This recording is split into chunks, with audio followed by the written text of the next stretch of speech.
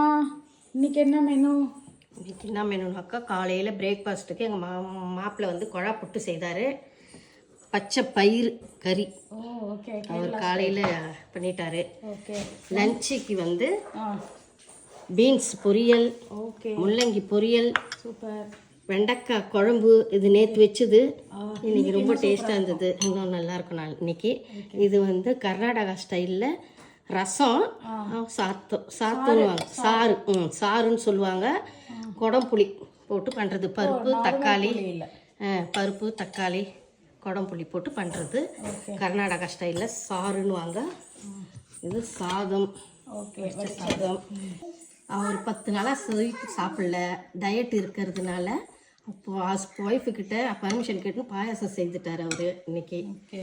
அவங்க பழம், okay, heavy பழம், வேரிக்காய். ஓகே. 4 மெனு பார்ப்போம்.